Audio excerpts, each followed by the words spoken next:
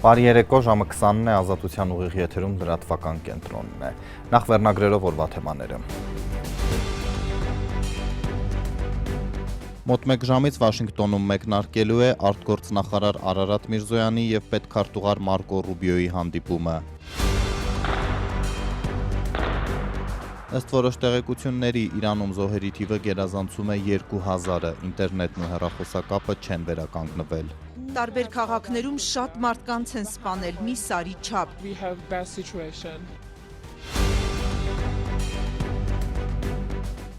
Միացյալ Նահանգները բարձր մաքսատուրք է սահմանում Իրանի հետ առևտուր անող երկրների համար։ Հայաստանը ոչ միայն առևտուր է անում, այլև Իրանով տարանցում։ Մենք պետք է բացատրենք մեր բոլոր գործընկերներին, որ մենք այլընտրանք չունենք։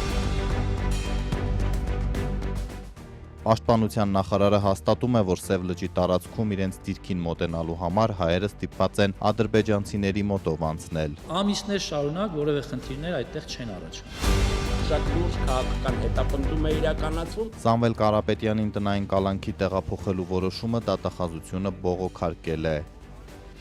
Մեր մասնակցությունը միայն նպաստելու է սրանց հեռացման համար։ Դաշնակցությունը ցանկանում է նորից Ռոբերտ Քոչարյանի հետ դաշինքով մասնակցել ընտրություններին։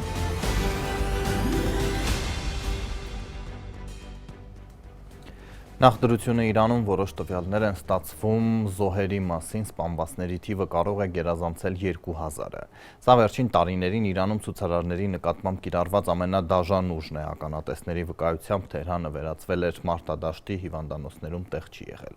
Կրոնական իշխանությունն անջատել է ինտերնետն ու հեռախոսակապը և զիջելու որևէ նշան ցույց չի տալիս։ Իրանում հակակառավարական ցույցերի ժամանակ մոտ 2000 մարդ է զոհվել։ Ռոյտերզին այս մասին ասել է իրանցի պաշտոնյան։ Ինտերնետն ու հեռախոսակապը երկրում դեռ անհասանելի են, թեև լուրեր կան, որ Իրանից հնարավոր է եղել որոշ միջազգային զանգեր կատարել։ Այս պահին պարզ չէ, արդյոք հակակառավարական ցույցերը շարունակվում են, թե ոչ։ Իշխանությունները ցուցարարներից մեկի 26-ամյա Էֆրան Սուլթանի ընտանիքին տեղեկացրել են, որ վաղը մահապատժի են ենթարկելու նրան, առանց ներկայացնելու, թե ինչ մեղադրանքով։ Մինչ այդ ականատեսները BBC-ին պատմել են վերջին օրերին իրավապահների բիրտ գործողությունների մասին։ Հարավային փոքր քաղաքներից մեկի մի բնակիչ պատմել է, որ անձամբ է տեսել, թե ինչպես են իրավապահները կրակում ցուցարարների վրա։ Նրանք կրակեցին ուղիղ ցուցարարների շարքերի վրա եւ մարդիկ ընկան այնտեղ, որտեղ կանգնած էին, պատմել է նա։ Ըստ գործակալության ուժայինների դաժանությունն իր գագաթնակետին է հասել հինգշաբթի եւ ուրբաթ։ Թեհրանից մի երիտասարդ կին պատմել է, որ մայրաքաղաքը մարտադաշտի էր վերածվել։ Հինգշաբթին ասես դատաստանի օր լիներ։ Նույնիսկ Թեհրանի հեռավոր թաղամասներն էին լի ցուցարարներով։ Բայց ուրբաթ անվտանգության ուժերը միայն սպանում էին, սպանում ու սպանում։ Այդ ամենը տեսնելուց հետո այնքան էի ցնցված, որ լիովին կորցրի մարտական ոգիս։ Ուրբաթն արյունալի օր էր, պատմել է նա, հավելելով, որ այդ սպանդից հետո մարդիկ վախենում են փողոց դուրս գալ։ Իրանցի բժիշկները պատմել են, որ շատ հիվանդանոցներ պատերազմական գոտի են հիշեցնում։ Նրանք ասել են, որ հարյուրավոր վիրավորների են սպասարկել հիմնականում Թեհրանից եւ այլ մեծ քաղաքներից։ Հիվանդանոցներում պաշարների արյան պակաս կա, ինչի մասին հաղորդել է նաեւ Իրանի պետական հեռարձակողը, որն այս օրերին խիստ կրաքննության պայմաններում գործող հատուկենտ պաշտոնական աղբյուրներից է։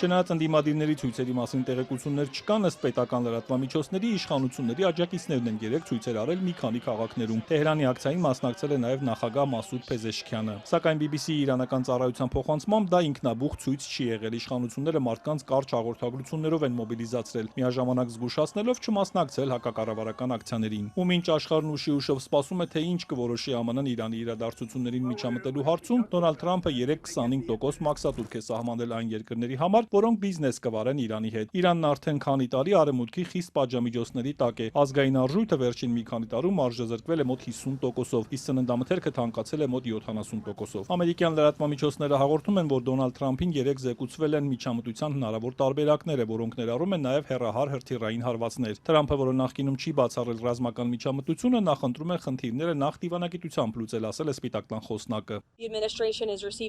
Այնուամենայնիվ դրանով հանդերձ նախագահը ցույց է տվել, որ չի վախենում ռազմական տարբերակներ կիրառելուց, եթե անհրաժեշտ համարի, եւ Իրանից բացի ոչ ոք դա ավելի լավ չգիտի։ Ակնկալվում է, որ Թրամփի ազգային անվտանգության թիմն այս հարցով կհանդիպի երեքշաբթի։ Իրանի արտգործնախարարն այսօր Միացյալ Նահանգներին ու Իսրայելին է մեղադրել ցույցերը հրահրելու համար, նշելով, որ դա վկայող շատ ապացույցներ ունեն։ Աբաս Արաղչին հայտարարել է, որ Թեհրանը պատրաստ է ինչպես ցանկացած քայլի, այնպես էլ բանակցելու Վաշինգտոնի հետ, սակայն փոխադարձ հարգանքի հիման վրա։ Արաղչին հույս է հայտնել, որ ԱՄՆ-ն մեջբերում եմ իմաստուն որոշում կկայացնի։ عملیات پیش‌دستانه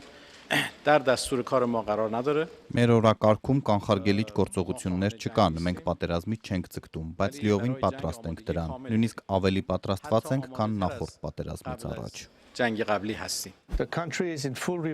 Իրանի ակսորիալ թագաժառանգ Ռեզա Փահլավին, որը վայելում է իրանցիներից շատերի համակրանքը եւ այս օրերին իրանցիներին կոչ է արել դուրս գալ փողոց, CBS-ին տված հարցազրույցում Թրամփին կոչ է արել օր առաջ միջամտել, որպեսզի մեջբերում եմ իսլամական ռեժիմը վերջապես փլուզվի։ Ես պարզապես ասում եմ, որ Իրանում զոհերի թիվը նվազեցնելու լավագույն միջոցը շուտապույտ միջամտելն է, որպեսզի այս ռեժիմը վերջնականապես փլուզվի եւ վերջ դրվի մեր մեջ ծառացած բոլոր խնդիրներին։ Մենք պատերազմի մեջ ենք եւ պետք է ապահովենք մեր հաղթանակը։ Իրանի հոգևոր առաջնորդն էլ քննադատել է Թրամփին նրա հայտարարության համար, որ Իրանի իրադարձությունների միջամտելու կոշտ տարբերակներ են դիտարկում։ Այաթոլլա Ալի Խամենեին Սպիտակ տան ղեկավարին մեղադրել է մեջբերում եմ խաբեության եւ դավաճան վարձկանների վրա հույսը դնելու համար։ Նա գովաբանել է կառավարամետ հանրահավաքները, նշելով, որ դրանով իրանցիները մեջբերում եմ ամբողջությամբ ջախջախեցին արտաքին թշնամիների դավադրությունները, որոնք ենթադրաբար պետք է իրականացնեին ներքին վարձկանները։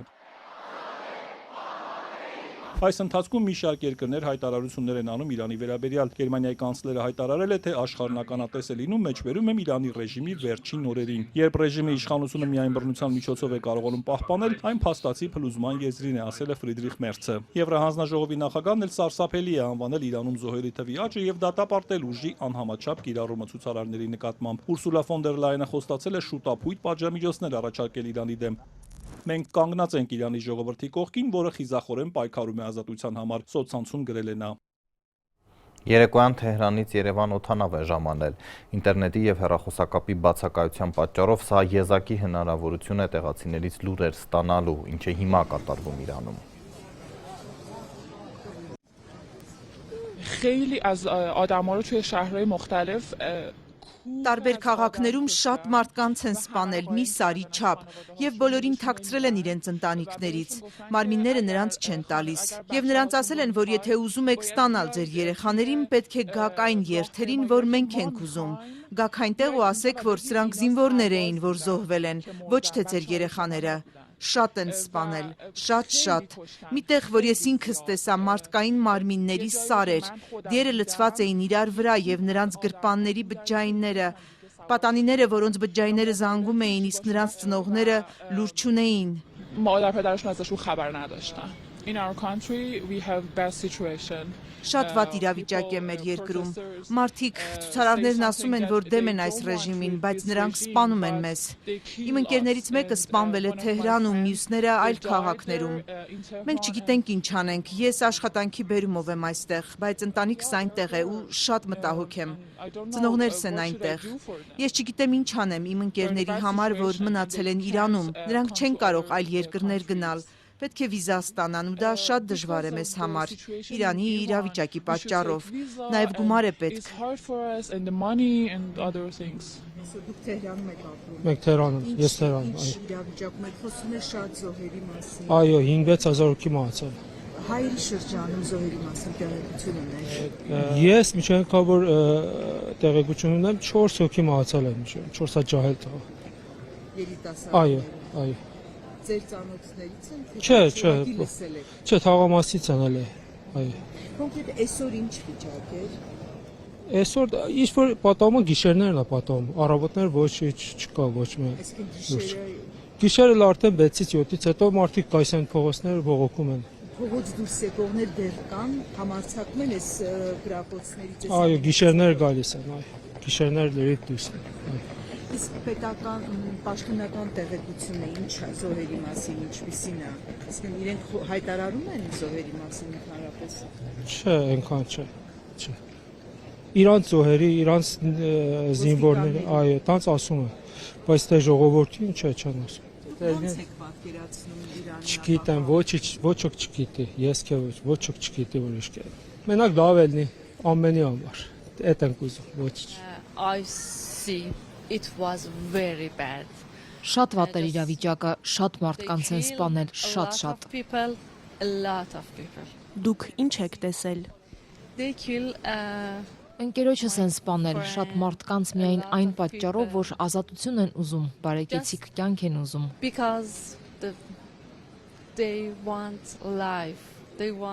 Միայն մի փողոցում երևի 200 սպանված կար կամ ավելի շատ, միայն մի փողոցում։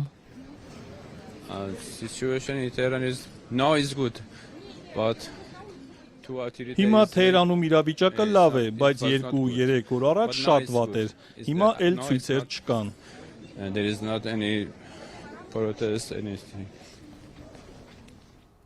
Միացյալ Նահանգների նախագահ Դոնալդ Թրամփը հայտարարել է, որ Իրանի հետ բիզնես վարող ցանկացած երկիր Ամերիկայի հետ առևտրում կբախվի 25%-ի մաքսատուրքի։ Իրանական ապրանքների արտահանման հիմնական ուղղություններն են Չինաստանը, Արաբական Միացյալ Էմիրությունները եւ Հնդկաստանը։ Հայաստանը որպես սահմանակից հարևան, որը շրջափակման մեջ է, տասնամյակներով օգտվում է թե իրանական ապրանքներից, թե Իրանի տարածքից անցման համար։ Միացյալ Նահանգների նախագահը հայտարարել է Իրանի հետ բիզնես անող բոլոր երկրների նկատմամբ 25%-ի մաքսատուրք սահմանելու մասին։ Սպիտակ տան կայքում սակայն չկան տեղեկություններ, թե ինչպես է Թրամփը իր կարգադրությունը իրագործել կամ իրագործելու։ Truth սոցիալական ցանցում Դոնալդ Թրամփի հայտարարությունը հետևում է Իրանում ծայր առած բողոքի մասշտաբային ցույցերին, հարյուրավոր զոհերի մասին տեղեկություններին։ Միացյալ Նահանգների նախագահը սպառնացել էր գործողություններ ձեռնարկել։ Մինչ Հայաստանի կառավարությունը դեռ չի արձագանքել այս հեռանկարին, տնտեսագետները պաշտոնյաներին խորհուրդ են տալիս անհապաղ գործի անցնել, բացատրելու ամերիկյան կողմին, որ Իրանի հետ այդ թվում առևտրային հարաբերությունները Հայաստանի համար կենսական նշանակություն ունեն։ Հայկական կողմը կարող է փորձել բանակցել Հայաստանի կենսական շահերը ներկայացնելու համար, հակառակ դեպքում իրոք Հայաստանը բավականին լուրջ խնդրի առջև է կանգնելու։ Իրանը Հայաստանի 4-րդ ամենամեծ առևտրային գործընկերն է։ Այս պահին հայտնի են 2024-ի պաշտոնական թվերը։ Հարևան երկրի հետ առևտուրը շուրջ $740 միլիոն է հասել։ Նույն տարում Միացյալ Նահանգներն ու Հայաստանը մոտ 411 միլիոնի առևտուր են ունեցել, ընդ որում արտահանումը մոտ 60 միլիոն է կազմել։ Իսկ Իրանից ավելի մեծ է եղել ներկրումը, քան արտահանումը, մոտ 6 անգամ։ Ներկրումը $630 միլիոն է հասել, արտահանումը 108 միլիոնի։ Ներմուծվող ապրանքների մեջ առյուծի բաժինը երկաթին, գազին ու նավթամթերքին է բաժին ընկնում։ Տնտեսագետ Սուրեն Պարսյանն ասում է, տարիներ շարունակ Հայաստանը կարողացել է պատժամիջոցների տակ գտնվող Իրանի հետ համագործակցության անհրաժեշտությունը բացատրել արևմուտքի գործընկերներին եւ խուսափել հետևանքներից։ Հայկական կողմը ըստ տնտեսագետի պետք է փորձի առաջին փուլում գոնե հետաձգել 25% ամերիկյան մաքսատուրքի կիրառումը, հետագայում ջանքեր գործադրի այն վերացնելու համար։ Միացյալ Նահանգների նախագահը էլի է արել նման հայտարարություններ, հետո մեղմացրել կամ չեղարկել, հիշեցնում եմ։ Արադ Միրզոյանը, որը ներկայումս գտնվում է Ամերիկայի Միացյալ Նահանգներում, պետք է առիթը բաց չթողնի, խոսի Մարկո Ռուբիոյի հետ։ Մենք պետք է բացատրենք մեր բոլոր գործընկերներին, որ մենք այլընտրանք չունենք։ Մենք ապրում ենք այս տարածաշրջանում, որտեղ երկու սահմաններն փակ են։ Հայկական կողմը նաև կարող է թվերով բացատրել, որ 1-5 հարաբերակցությամբ մենք ենք ներկրում, մեր դոլարն է գալիս ձեզ մոտ, քան մենք ենք վաճառում ձեզ մոտ, ձեր շուկայում։ Այսինքն այս առումով է հայկական կողմը կարծում ունի տնտեսական որոշակի հիմնավորումներ ցույց տալով, որ Թրամփի քաղաքականությունը բարձրացնենք մաքսատուրքերը վերանայելու մեր առևտրային բալանսը, սալդոն, կարծում Հայաստանի դեպքում տեղին չէ։ Ներմուծման մեջ մեծ է իրանական գազի ծավալը։ 2010-ից Հայաստանն ու Իրանը իրականացնում են գազ էլեկտրաէներգիայի դիմաց ծրագիրը։ Տնտեսագետն ասում է, եթե Իրանի հետ գործընկերությունը խաթարվի, դա ընդհուպ հոսանքի գնի թանկացման կարող է բերել։ Այս ծրագրի շնորհիվ մենք ունենք նաև տեղում հոսանքի լրացուցիչ արտադրություն, պետական Երևանջեկ ընկերությունում, որը նպաստում է, որ էլեկտրաէներգիայի սակագները չբարձրանան։ Դրան գումարած մենք ունենք որոշակի միջազգային պարտավորություններ Իրանի առջև։ Այսինքն, եթե մենք խզենք այդ հարաբերությունները, մենք բավականին լուրջ դուժերի, տուգանքների եւ ամենակարևորը վարկանիշի կորուստ ենք ունենալու։ Նկատի ունենանք, որ նաև Իրանը տարածաշրջանում խոշոր էներգակիներով հարուստ երկիր է, Հայաստանի համար մշտապես դիտարկվել է որպես դիվերսիֆիկացման հնարավորություն։ Ռուսաստանից կախվածության նվազեցում։ Հայ-իրանական հարաբերությունների վատ թարացումը Սուրեն Պարսյանի ոչ միայն տնտեսական հետևանքներ կարող է ունենալ։ Որպեսզի թիփի նկատմամբ իրանական, այսպես կողմը թշնամանք չցուցաբերի, նաև շատ կարևոր է, որ հայկական կողմը պահի իր հարաբերությունները Իրանի հետ։ Այսինքն սա նաև Իրան-Հայաստան լավ հարաբերությունների պահպանությունը կօգնի նաև ապագայում այդ ծրագրերի իրականացման համար կամ այդ ծրագրերը չխոչընդոտելու համար։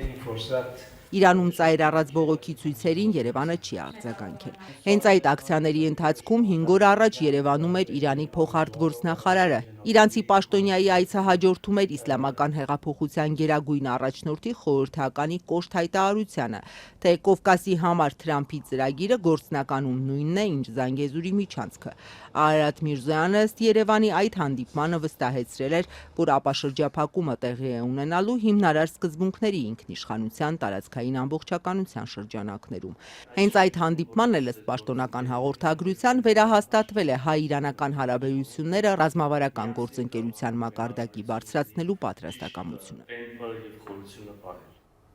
Քիչ անց Վաշինգտոնում մեկնարկելու է Հայաստանի արտգործնախարար Արարատ Միրզոյանի հանդիպումը Միացյալ Նահանգների պետքարտուղար Մարկո Ռուբիոյի հետ։ Նախատեսվում է Ադրբեջանը Սյունիքով Նախիջևանին կապող թրիփ երթուղու վերաբերյալ համատեղ հայտարարություն։ Նախորդին ամերիկյան առևտրի գործակալության պատվիրակությունը Թրամփի ուղու իրագործմանն առնչվող հարցերը քննարկել է Բաքվում։ Ամերիկացի պաշտոնյաները Ադրբեջանից գալու են Երևան։ Թուրքիայի տրանսպորտի և ենթակառուցվածքների նախարարն ասել է, որ Զանգեզուրի միջանցքը կարող է գործարկվել մինչև 2030 թվականը։ Պաշտոնյան հիշեցրել է, որ Թուրքիան սկսել է Կարսից դեպի Նախիջևան 224 կիլոմետր երկարությամբ նոր երկաթգծի շինարարությունը։ Ադրբեջանն էլ Նախիջևանի հատվածում է աշխատանքներ իրականացնում։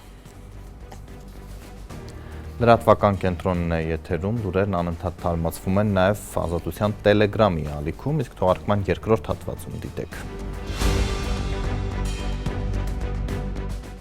Պաշտպանության նախարարը հաստատում է, որ Սև լճի տարածքում իրենց դիրքին մոտենալու համար հայերը ստիպված են ադրբեջանցիների մոտով անցնել։ Ամիսներ շարունակ որևէ խնդիրներ այդտեղ չեն առաջանում։ Շատ լուրջ քաղաքական հետապնդում է իրականացվում։ Սամվել Կարապետյանին տնային կալանքի տեղափոխելու որոշումը դատախազությունը բողոքարկել է։ Մեր մասնակցությունը միայն նպաստելու է սրանց հեռացման համար։ Դաշնակցությունը ցանկանում է նորից Ռոբերտ Քոչարյանի հետ դաշինքով մասնակցել ընտրություններին։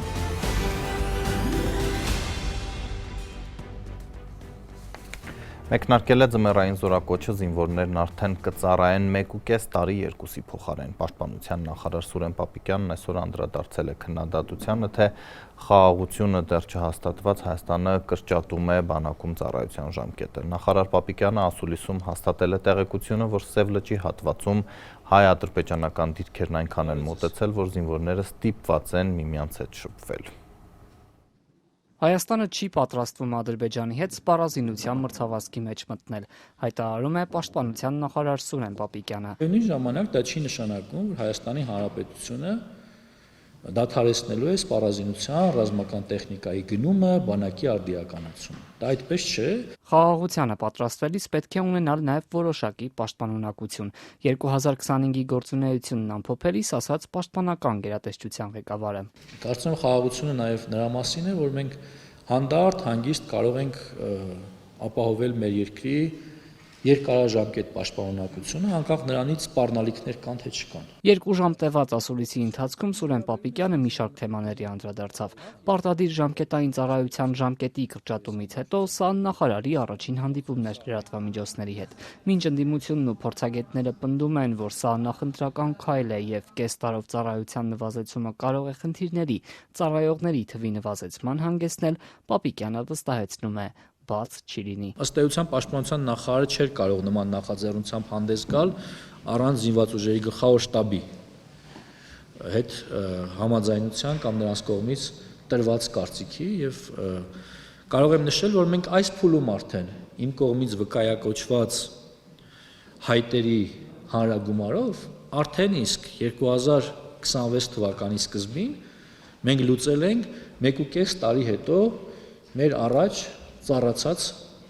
խնդիրը լուծելու։ Պաշտպանության նախարարը չի ընդունում այն պնդումները, թե 25-օրյա վարժական հավաքներն իրականացվում են զինծառայողների թվի պակասը լրացնելու համար։ Պահեստազորայինները հավաքների մի մասում են վերհիշում ծառայության ընթացքում սովորածը, ապա բարձրանում են դիրքեր մարտական հերթապահության։ Նախորդ փորձը ցույց է տալիս, որ մեզ բացի նրանից, որ 25-օրյա վարժական հավաքների ժամանակ պետք է մեր պահեստազորին հիշեցնել իրենց նախկինում սովորածը, այլև պետք է այդ մարդկանց տեղում ցույց տալ իրենց ծառայության բնույթը եւ ձևակերպել նաեւ խնդիրները։ Այսինքն հիմա հակադրության մեջ դնել դրանք դա իրականության հետ ոչ մի աղերս չի ունենա։ Մենք ստիպված ենք նաեւ նախորդ փորձը հաշվի առնելով գնալ այս ճանապարհով։ Պաշտպանության նախարարը նաև կարգուկանոնից խոսեց իր բացման խոսքում, հայտարարեց, թե անցած տարի ոչ կանոնադրային հարաբերությունների հետևանքով սպանություն չի եղել ու ոչ մի բառ չասած ինքնասպանությունների մասին։ 2025 թվականին մենք ունենք շոշափելի արդյունքներ այս ուղղությամբ եւ սա վերաբերում է հիմնականում կանոնադրային հարաբերությունների խախտմանը եւ դրա հետևանքով սպանությունների դեպքերին, ես պիտի արձանագրեմ, որ 2025 թվականին այդպիսի դեպքեր չեն արձանագրվել։ Նախարարը միայն ավելի ուշ լրագրողի հարցին ի պատասխան խմբագրեց իր հայտարարությունն ու անդրադարձավ նաև ինքնասպանության դեպքերին։ Վերջին ողբերգական հաղորդագրությունը բոլորովին վերջերս մի քանի շաբաթ առաջ տարածվեց։ Ժամկետային զինծառայող Սմբատ Կիրակոսյանի դին էին հայտնաբերել։ Իրավապահները հայտարարեցին, թե նա իրեն ամրացված զենքից կրակել է գլխին։ 2025 թվականին ծառայության հետ կապված 6 մահվան դեպք է արձանագրվել, որից մեկը կայծակնահարություն, մեկը հոսանքահարման, երկուսը ինքնասպանության կամ ինքնասպանության հասցման եւ երկուսը առողջական խնդիրների պատճառով։ Պաշտպանության նախարարը հերքում է այն պնդումները, թե Սյունիքում Սև լճի տարածքում կան դիրքեր, որտեղ ադրբեջանցիները ստուգում են հայ զինծառայողներին նոր թողնում հենակետ գնալ։ 2021-ին ադրբեջանական ուժերը Սև լճի հատվածում առաջացան։ Միևնույն ժամանակ Պապիկյանն ընդունեց այնտեղ մի հայկական դիրք կա, ուր հասնելու համար հայ զինծառայողներն այժմ ադրբեջանցիների կողքով են անցնում։ Ընտրանքը հետեւյալն է, կամ պիտի այդ դիրքը թողնենք, կամ պիտի անցնենք ադրբեջանական դիրքի կողքով։ Սա հստակ է, նոր չէ, ես չեմ դրա հեղինակը, որպես պաշտպանության նախարար, ես չեմ դրա միակ շահառու, բայց այն, որ այստեղ դիրքը թողնելու պարագայում դուք ինձ պիտի մեղադրեք հայրենիքի ինչ-որ հատված զիջելու մեջ, մյուս ընտրանքը, մանավանդ մեր օրերում, երբ այսօր ունենք խաղաղություն, փաստացի եւ ըստ էության ինչ նկարագրում եք, դա տեղի չի ունենում։ Մեր զինվորները անցնում են ոչ, ասեմ այս պահին մենք նման իրականություն չունենք, անցնում են ադրբեջանական դիրքի կողքով։ Ես կարող եմ ասել, որ ամիսներ շարունակ որևէ խնդիրներ այդտեղ չեն առաջանում։ Ինչ նոր զինատեսակներ է ձեռք բերել պաշտպանության նախարարությունը ու ինչ է ծրագրում գնել առաջիկայում։ Պապիկյանը չմանրամասնեց։ Ասուլիսի ընթացքում նա նաև հայտնեց սպասվող այլ փոփոխությունների մասին։ Պատրաստվում են փոխել պաշտպան հայրենիաց ծրագիրը։ 5 տարով կնքված պայմանագրի ավարտից հետո զինվորականները կկարողանան 2 կամ եւս 5 տարով երկարաձգել այն ու ծառայության ավարտին ել ավելի մեծ պատվովճար ստանալ։ Ընդհանուր 10 տարի ծառայելու համար պետությունը 10 միլիոն պատվովճար կտրամադրի։ Այժմ էլ առաջիկա ընտրությունների մասին Դաշնակցությունն է վերջապես հրապարակել պաշտոնական որոշումը։ Կրկին դաշինքով կմասնակցեն, կրկին նախընտրում են Ռոբերտ Քոչարյանի հետ։ Նախորդ ընտրություններում Հայաստան դաշինքը երկրորդ տեղում էր նախընտրական շրջանում, պնդելով, թե վերցնելու է իշխանությունը։ Այս անգամ ընդդիմադիր բևեռում այլ դերակատարներ են հայտնվել։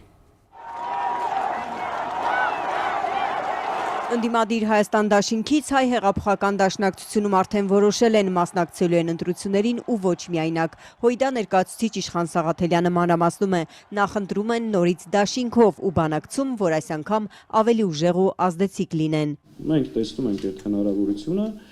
որ դաշինքի այսօրվա դաշինքի հիման վրա կձևավորենք նոր, ավելի ազդեցիկ, ավելի հավակնոտ դաշինք։ Իսկ ով է գլխավորելու իրենց պատկերացրած ազդեցիկ դաշինքը, դարձյալ երկրորդ նախագահ Ռոբերտ Քոչարյանը, ինչպես նախորդ ընտրություններում, Դաշնակցությունում առաջնորդի անունը դեռ չեն հայտարարում։ Այդ մասին դեռ որոշում չկա։ Այսօր Նիկոլ Փաշինյանը թոք է Հայաստանի Հանրապետության վզին։ եւ այդ թոքից պետք է ազատվել։ Ռոբերտ Քոչարյանը դեռ անցած տարի էր ասել հավանաբար մասնակցելու է ընտրություններին, թե ինչ ձևաչափով չի մանրամասնել։ Վերջնական որոշումը չունենք ֆորմատների, բայց մեծ հավանականությամբ նաեւ կմասնակցել։ Հույդան նախընտրական դաշինքի բանակցությունները նոր է սկսելու, վստահեցնում է պատգամավոր Սաղաթելյանը, թե որ ուժերի հետ կմիավորվեն դեռ հայտնի չէ։ Եվ արժևորելով Հայաստան դաշինքի գործունեությունը, բնականաբար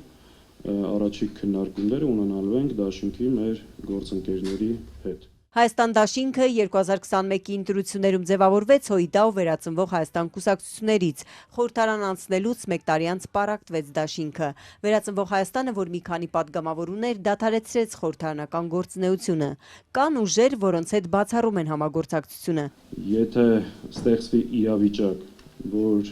այս իշխանության հեռացումը պայմանավորված լինի մեր մեկ այլ ուժի հետ համագործակցելու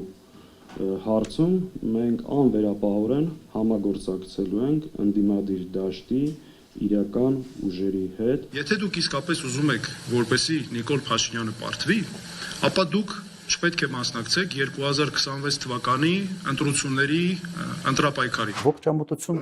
իսկապես չեմ տեսել։ Ընդդիմադիր դաշտում կան կարծիքներ, որ նախկին նախագահների առաջնորդությամբ Փաշինյանի կառավարությանը հնարավոր չէ տապալել, ավելի Նիկոլ Փաշինյանին նախկիններն են սնում։ Այս կարծիքները իրենք հաշվի առնում են վարչապետի թեկնածու ընտրելիս ու հնարավոր է, որ Քոչարյանը նահանջի այս անգամ։ Դա նիկոլական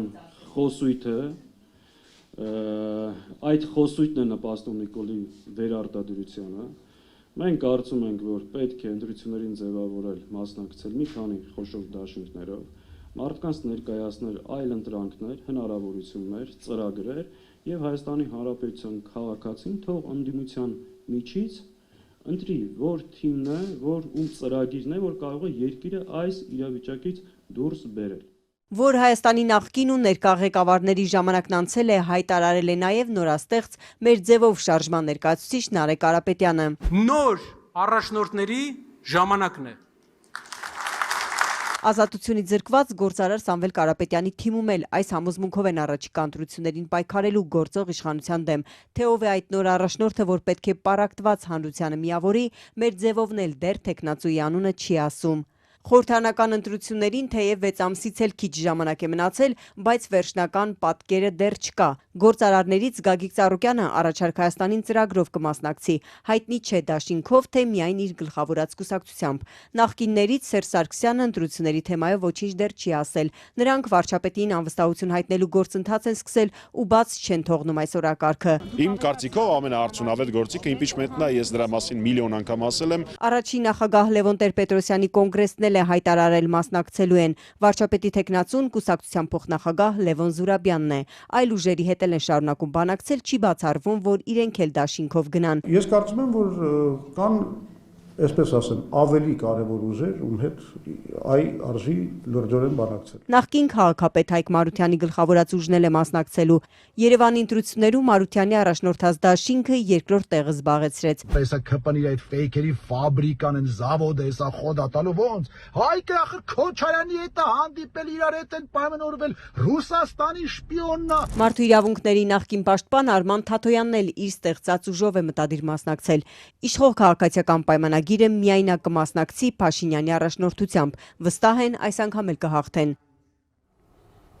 Դատախազությունը բողոքարկել է Սամվել Կարապետյանին բանտից տնային կալանքի տեղափոխելու դատարանի որոշումը։ Ռուսաստանաբնակ գործարարը տուն էր գնացել տարվա վերջին աշխատանքային օրը դեկտեմբերի 30-ին։ Այս տարվա առաջին աշխատանքային օրը հունվարի 5-ին արդեն իրավապահները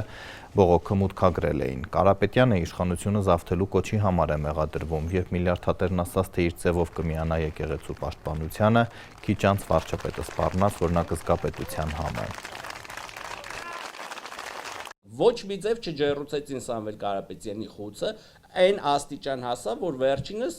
ունեցավ առողջական խնդիրներ, միշտ ուներ մշտապես մրսածություն, անդադար ինքը մրսում էր ու ոչ ոք չէր կարողանում հասկանալ, թե դա ինչից է։ Ու հասանք նրան, որ իր մոտ ախտորոշվեց երկկողմանի թոքաբոր, նաև հաստատվել է արդեն 2 օր առաջ կովիդի առկայությունը, որը բավականին ծանր դինամիկ ընթացքեր ունենում Սամվել Կարապետյանի մոտ։ Այսինքն հաճախ են խոսում այն մասին պատկան մարմինները, թե ոնց կլինի, ում կալանավորում ենք, մեկ էլ հոպ պարզվում է, որ ինքը հիվանդ է։ Ինքը հիվանդ չէ, տանում եք այնպիսի պայմաններում եք այդ մարդին պահում, որ հազար տեսակ հիվանդություններ է ձեռք բերում։ Էլ չեմ ասում, որ եղած հիվանդությունները դինամիկ զարգացումներ են ունենում։ Մենք ուզում ենք մեր հանրությունը այս մասին տեղեկացված լինի եւ իմանա, թե ինչպիսի վիճակներում են մարդին պահում։ Բացի այդ վերաքննիչ դատարանի շատ հրատապ նիստ գումարելը, գլխավոր դատախազության կամ առհասարակ դատախազության հրատապ բողոքներ ներկայացնելը մեր համար շատ իրավական առումով շատ մեծ ինդիկատորներ են այն մասին, որ իրոք շատ լուրջ քաղաքական հետապնդում է իրականացվում եւ ամեն գնով փորձում են Սամվել Կարապետյանին պահել կալանքի տակ, թեև ինչպես նշեցի, տնային կալանքի պայմանները էլ ավելի խիստ են, քան բանտային պայմանները։ Պրոստը տանը բավարար ջեռուցում Փառք Աստծո կարողանում ենք ապահովել։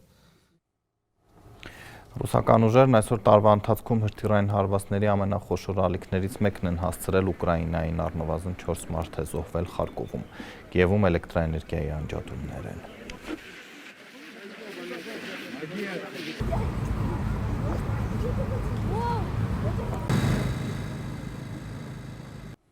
Վենեսուելայի ընդդիմության առաջնորդ եւ խաղաղության Նոբելյան մրցանակի դափնեկիր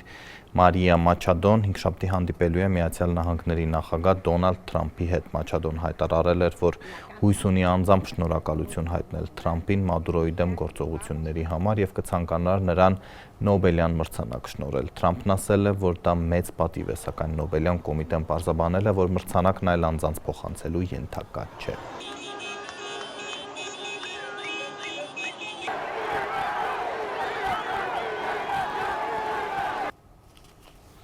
Հայաստան վերադառնանք մեր ռեպորտաժը Սպիտակից, որտեղ Նարդու առաջնությունը քաղաքապետի համար գլխացավանք է դարձել։ Նա ինքն է այն կազմակերպել, հաղթել, ստացել դրամական մրցանակը, հետո պարզել, որ շահերի բախում է մասնակցել իր իսկ կազմակերպած մրցույթին։ Սպիտակի համայնքապետ Քաջայր Նիկողոսյանը տեղական բյուջե է վերադարձրել 90,000 դրամը, որը նախորդ տարեվերջին ստացել էր իր անվան Նարդու առաջնությունում 3-րդ տեղն զբաղեցնելու համար։ Նիկողոսյանը ոչ միայն համայնքի ղեկավարի առաջնություն էր կազմակերպել, այլև անձամբ մասնակցել ու դարձել դրամական պարգև ստացած 5 մասնակիցներից մեկը։ Թեև իրավապաշտպաններն ի սկզբանե պնդում էին, որ սա դասական շահերի բախում է, քաղաքապետարանի աշխատակազմի ղեկավար Ազգանուշ Ֆրանգյանն այն ժամանակ վստահեցնում էր, մասնագետների հետ խորհրդակցել են եւ որևէ արգելք չեն տեսել։ Խորհրդակցել են տարբեր առաջնություններ կազմակերպությունների հետ, կարող է ինքն էլ մասնակցել իր առաջնությանը եւ այլն, ոչ մի արգելող ու նորմ չունենք։ Շահերի բախում չեք տեսնում այստեղ։ Ինչ կա շահերի բախումը չկա, շախմատով կամ նարդիով զբաղվի։ Ինքնապարգևատրված Քաջայր Նիկողոսյանը, որ 90,000 դրամն ստանալիս շահերի բախման մասին կասկած չի ունեցել, Ազատության հրապարակումից հետո որոշել է պարզաբանում խնդրել կոռուպցիայի կանխարգելման հանձնաժողովից։ Կա արդյոք շահերի բախում, որ իր անվան մրցաշարին մասնակցել ու իր ղեկավարած համայնքի բյուջեից 90,000 դրամ դրամական պարգև է ստացել։ Հարցման տեքստում նաև պատրաստակամություն է հայտնել վերադարձնել գումարը, եթե հանձնաժողովը հաստատի շահերի բախումը։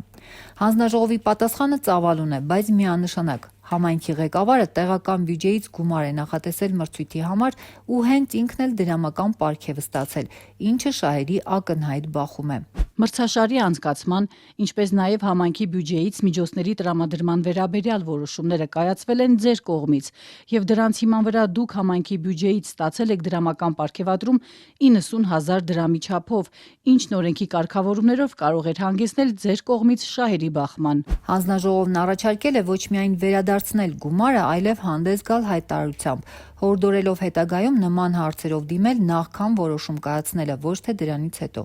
Այսօր արդեն Նարդու զառերն իրենց տեղն են ընկել։ Գումարը վերադարձված է, իսկ հայտարարությունը համայնքապետարանի կայքում։ Սակայն հարցը, թե ինչու արդեն 5 տարի պաշտոնավարող ղեկավարը չէր կանխատեսել այս իրավիճակը, բաց է մնում։ Նիկողոսյանն Ազատության գրավոր հարցմանն ի պատասխան նշել է, թե մասնակիցներն են հորդորել խաղի կեսից դուրս չգալ, անգամ եթե մրցանակային տեղի է հասել։ Խաղի ընթացքում, երբ արդյունքներն սկսում էին մոտավոր պարզ դառնալ, համայնքի ղեկավարն իր հետևողականության եւ շրջահայացության արդյունքում հայտարարել է խաղը չշարունակելու որոշման մասին, շահերի բախման հնարավոր ռիսկից խուսափելու նպատակով, սակայն մյուս մասնակիցները բողոքարկել են այդ քայլը, նշելով, որ խաղի կեսից դուրս գալն արդար չէ եւ համայնքի ղեկավարի մասնակցությամբ խաղը շարունակելու ցանկություն են հայտնել։ Մրցաշարի սակավաթիվ մասնակիցների շարքում ոչ միայն քաղաքապետն էր, այլև իր օգնականը, Սպիտակի կազմում գտնվող Շենավան գյուղի վարչական ղեկավարը,